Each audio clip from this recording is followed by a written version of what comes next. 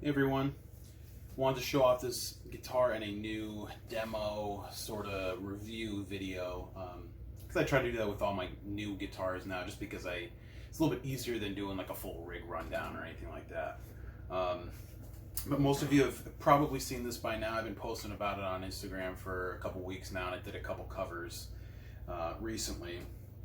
And this is a project that I had in the works for close to 6 months now. If you remember a natural Jazzmaster that I put together late last year in 2019, this is essentially that guitar. This is the same body and same neck. This is a Fender American Professional Jazzmaster neck. It's an expensive neck, but it's one of the best necks that I've used in all these times, building guitars. It's a really great neck. But this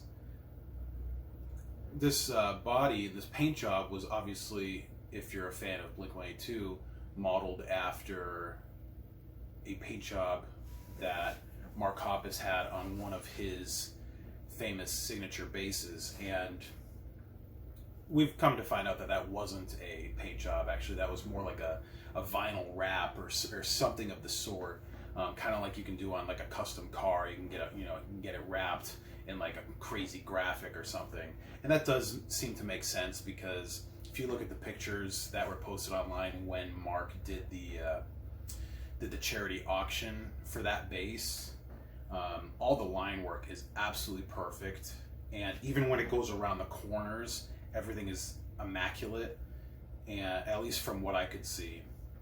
And going around corners is very tough, for something like this if you were going to paint it. So, but anyway, I always really liked that look, and ever since I first saw it back in like 2003 or whenever, since it was pretty heavily used in the recording of the Untitled album, which you saw in a lot of those old Cheetah videos. Ever since I saw it, I was like, this is my favorite bass of his. It is so cool. I always loved Plaid, and it didn't really occur to me until recently that maybe I could get something done similar for one of my guitars. And ever since I kind of, reignited my love for hardtail Jazzmasters, it seemed fitting to just do it on a Jazzmaster body. So when I was selling a couple of my old Jazzmasters late last year, or actually it might have been early this year, I don't remember, but the natural one was the one I had left. And although I loved it as natural, I decided to just take that body instead of buying a new one, and I sent it off to somebody that I found online that was willing to do it. And I found somebody that would do it with paint. This is completely hand painted, and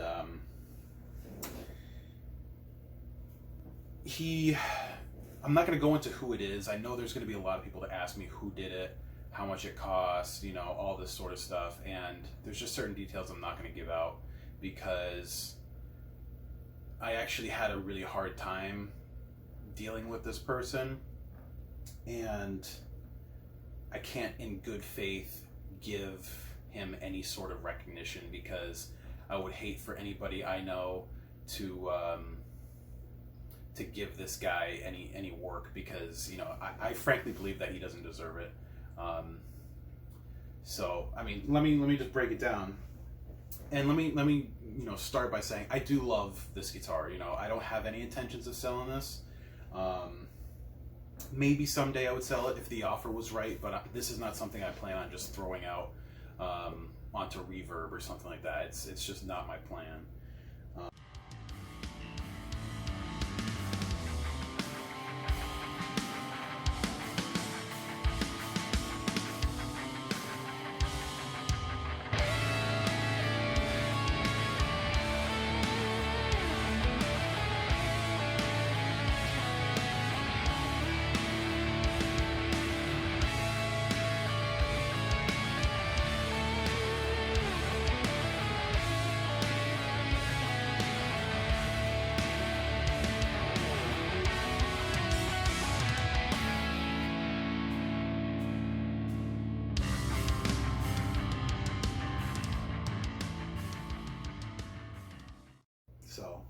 that is the end of my rant as far as the paint job goes.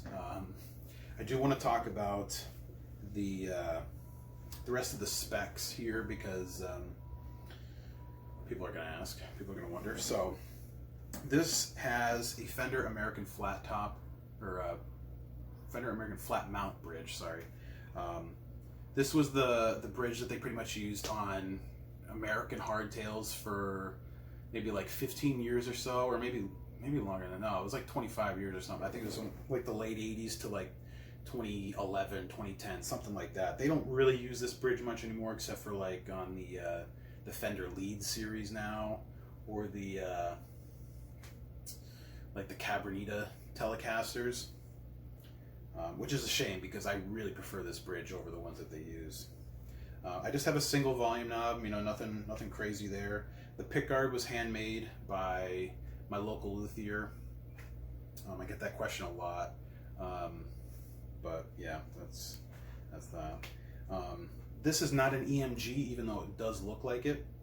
This is a Bare Knuckle Supermassive P90 pickup, so it does have a hum, and it's not as like huge sounding or fat sounding as, say, like, you know, the Invader in my Strat over here. This is definitely a medium output pickup, and it's almost kind of Telecaster-esque, but it's got a little bit more aggressiveness than, you know, something like that. It's a great pickup. I really do like it a lot.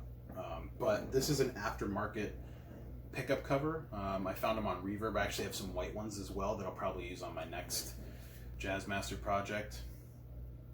It just looks cool, you know, so I like using them. They're pretty fun.